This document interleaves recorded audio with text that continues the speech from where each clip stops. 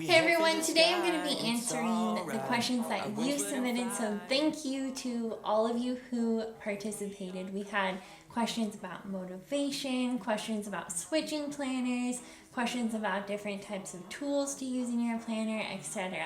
So let's get right into it. Trish asked, how do you edit your planner if you have a day that totally goes off the rails from what was planned ahead, like if you get a flat tire or get sick? I'm a plan in advance planner, but on those days, my planner is a mess. I plan my week on Sunday nights, so I definitely run into situations where unexpected things come up and I have to modify those plans because they're planned out so far in advance. In those situations, I use arrows to indicate that tasks are being migrated to future days. The challenge for me is scheduling all those tasks in either the next day or a future day that week if they have to be done that week. It's fitting it in. Where can I put it in the planner if the planner is already full of tasks? And I completely understand that widening things out is not always the best option because it does tend to look messy. So I start with the highest priority tasks first that have to get done. And I look on my day that I'm planning to move that task into for a task that doesn't absolutely have to get done that day or that week. And that task that doesn't have to get done gets migrated to my monthly list. And then I'll either put a sticker to cover up the task that I'm getting rid of, or I will widen it out. However, if that day is already packed with tasks that have to get done and I don't have room to write something else in, lately I have been using the daily sheets. So these three layouts are the ones that I have liked the most. That's because they come with an hourly schedule on the side, and they also have a section for a to-do list. So what I do is I take those tasks that are already written on that day in my planner and I will transfer them to the daily sheet. If you want to see a video showing how I modified daily sheets and what I do for planning out really busy days that don't fit in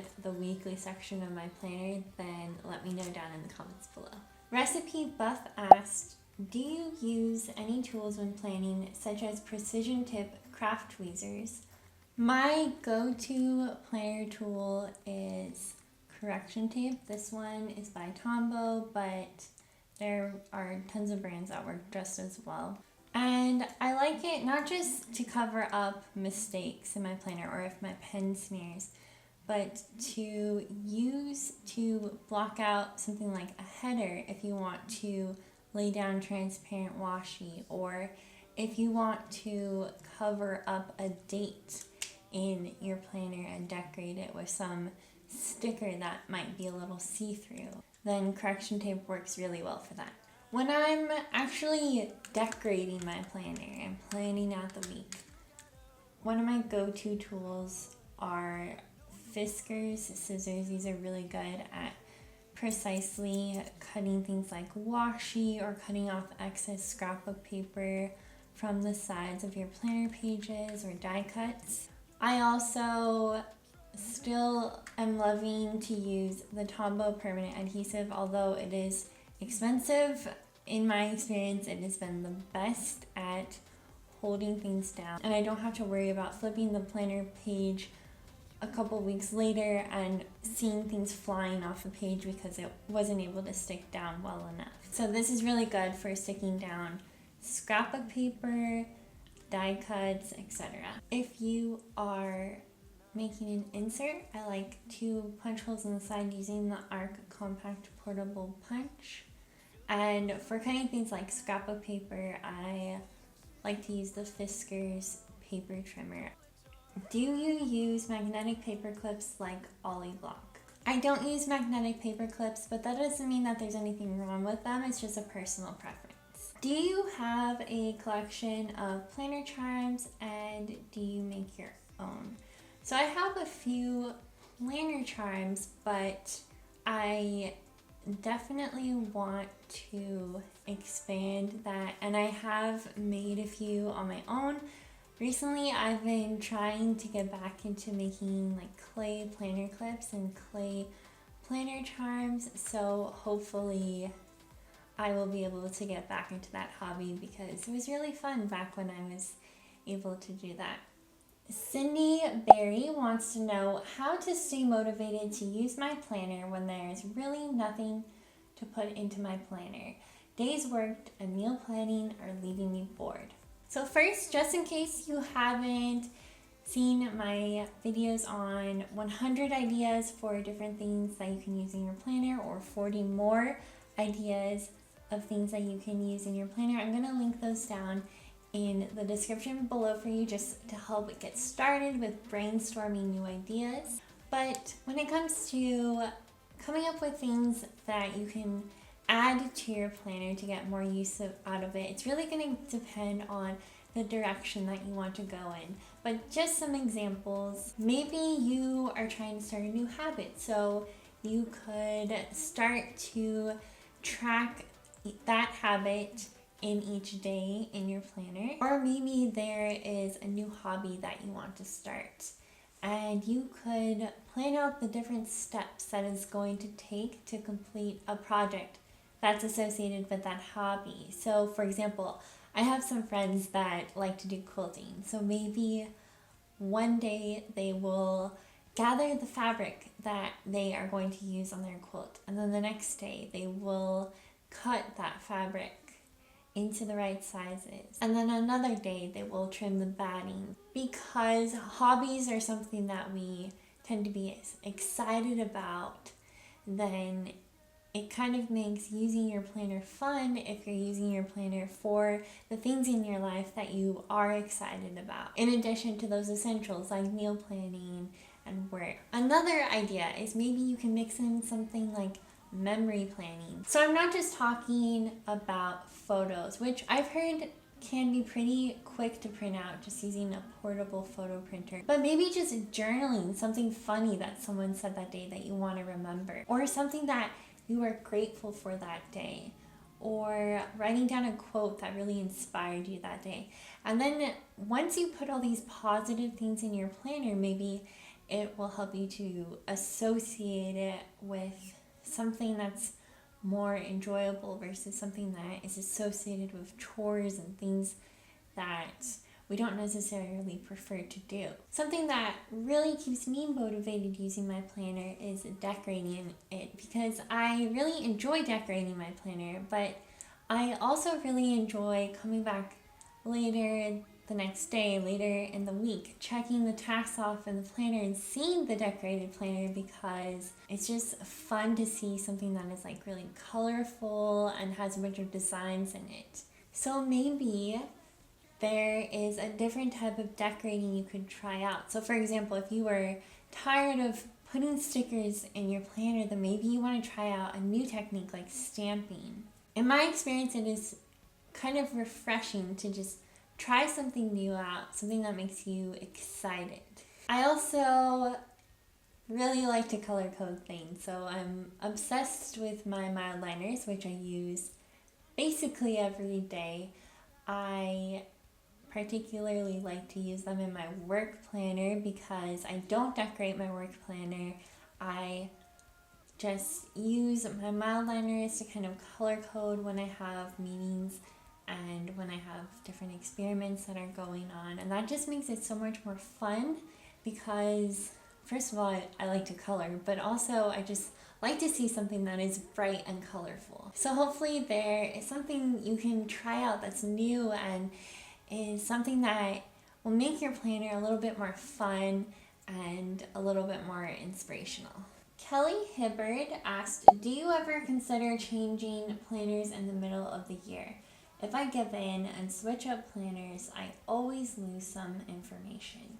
I have switched planners in the middle of the year a couple of times. So for example, there was one year when I switched from a Kiki K to a Color Crush and then to a Happy Planner in the same year. What I recommend is if you are someone who writes down your events and appointments in your planner throughout the year, then if you transfer, make sure that you're being very diligent about flipping through those pages and transferring each item, because it's the worst feeling when you miss an appointment because it was written down in your old planner, it just hadn't gotten transferred to your new planner. But I also realized that that can take a lot of time and it can be frustrating. What I recommend as an alternative is to have a running list of all of your scheduled items, your events, your appointments, your meetings, etc., all in one place.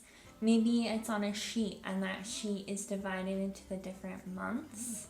Then if you end up switching your planner, all you have to do is just, pull that sheet out and transfer it to the other planner. Or if you don't have a disk system like the Happy Planner, then you would have to rewrite it in the new planner. But at least it's all in one place and you aren't having to flip through every single page in the planner looking for tasks to transfer. I keep all of my scheduled time-sensitive tasks on this list, which I call my annual list. And this is kept under my list tab in the front of my planner. I check this list every time I'm planning out my monthly list, but I realize that everyone plans differently. So maybe if you are the type of person who plans a week at a time, you could check your annual list at the beginning of the week when you plan. If you're someone who plans the night before, you could check it the night before when you plan. So it's really a reference for planning what you're going to be doing. And because I have this annual list and I also have monthly lists, then I don't have to rely on things like sticky notes because I have it written down on the list. And then when I'm decorating my planner, I don't have to worry about trying to cover up writing or pulling off sticky notes. But it's just a personal preference and it's the way that I found has worked best for me so far. Lizette Santiago asked, have you ever thought about making more videos throughout the week?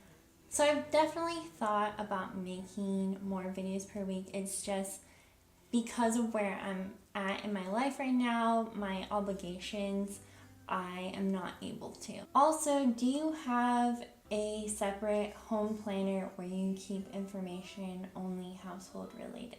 Yes, I have a separate home planner. I love this thing. It is so helpful because my husband can look in here and get an understanding of where we are in the home remodeling project we're working on. We have a finance section, we have emergency prep section, etc. If you want to see a flip through of this home management notebook, I have a video where I go through how all of this works together and what's in it, and I'll leave the link to that video in the description if you would like to watch. Princess Rock Planner asked, everyone has planner charms these days, but I don't have a way to hook a charm to the disc and still turn my planner pages, and I don't want to punch holes into the nice hardcover of my planner.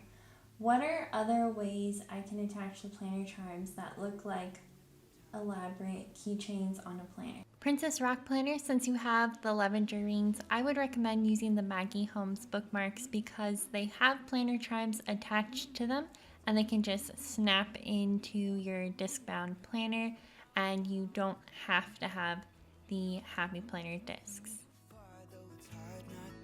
If you have the Happy Planner disc, then you can just take one of the chains and loop it through the hole at the top and attach your planner charm at the side. And because it's on the side, it'll allow you to flip through your planner and turn the pages even with your planner charm attached. What pens actually won't bleed through my pretty Happy Planner pages? I prefer ultra fine tips, but I learned that my beautiful ultra fine Sharpie pens go through 2 or 3 pages in my planner. I have a video where I test out a bunch of different pens in the Happy Planner and I see if they bleed or they smear on the Happy Planner pages. So I'll link that video for you in the description and hopefully that'll help you to find a pen that works for you. Natasha Quilt said, I would like to know what your favorite fiction books are. My favorite fiction book is a book that I read back in high school, Aragon by Christopher Paolini. Which new craft would you like to learn in the future and why? I really want to learn how to do foil quilling, which is basically you take a sheet of foil and a hot quill and it'll transfer the foil onto some sort of surface like a piece of paper, for example. And the reason why I want to do that is because you can make really unique cards and gift tags that are really pretty with either gold foil, silver foil, whatever color you want. But I really want to try it out in the Happy Planner because I feel like it would make really cool planner spreads and dashboards and other things that you can use in your planner. JD Main asked, how does relying on your planner and your routines help you to get through times when you are feeling unmotivated to stick to your goals and get things done? Depending on how you're using your planner, if you have, let's say, a vision board or some insert in your planner that shows you the bigger picture of why you're doing what you're doing, why you want to achieve your goals, then you can remind yourself why you're working towards your goals in the first place. You can have the end goal in mind. And when you have the end goal in mind, that can increase your motivation. Just seeing that bigger picture is going to motivate you because you know why you're putting all this hard work into what you're doing. Routines can also help you to achieve your goals because routines eventually become habits through repetition. And some end goals require routines to achieve them, or at least make certain goals more achievable. So let's say that someone's goal is to lose weight. So they can add to their weekly routine that on these days they're going to work out. And they can add on this day they're going to meal prep healthy meals throughout the week. These routines can be filled with smaller actions that can then compound to this larger outcome. And depending on how you design your routines, they can be very effective for achieving the goal that you are pursuing. Think of how good it is to check something off on a to-do list. So planners and routines are full of these small tasks that we can achieve on a daily basis. And the more that we achieve, the better we feel about ourselves because it feels good to achieve small tasks as well as larger ones. And as you feel better about your capabilities, that encouragement can motivate you. So how does relying on a planner and routines help you to achieve your goals and to get things done? A planner helps you to achieve your goals even when you're feeling unmotivated because it can help you to develop an action plan that you can rely on, that you can follow during those moments when you're not feeling motivated. So essentially you are developing a roadmap with actionable steps that will take you closer and closer towards achieving your end goal. And if we have guidance on what actually needs to be done to achieve a goal, we also feel more motivated. For example, if you are going on a road trip to a particular destination and you don't have a map, you don't have a phone, you have no idea of how to get to your final destination, you would feel very overwhelmed, and that overwhelming feeling could make you feel unmotivated because you don't know where to start. But instead, if someone gives you a map and they give you specific directions that are laid out in a specific order, then you would feel this sense of clarity about exactly what needs to be done. And that can encourage you because you'll have more confidence in yourself that you will be able to get to that final destination. So think of it like the planner is the roadmap and the routines are that inertia to get you to that final destination. So essentially what I'm saying is that your planner and your routines are tools that you can use to prepare for those times when you are feeling unmotivated.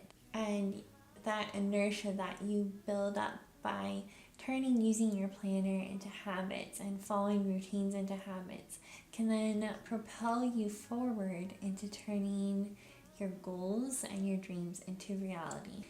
Thank you so much for just continuing to support this channel and for all of the kindness that you are all pouring out. It's just been amazing creating these videos and just discussing all of these topics with you each week. I'll see you next Saturday. We head for the sky, it's alright. Our wings wouldn't fly, it's alright. If we are crashing down again, pieces of love, it's alright. Scattered in mud, it's alright.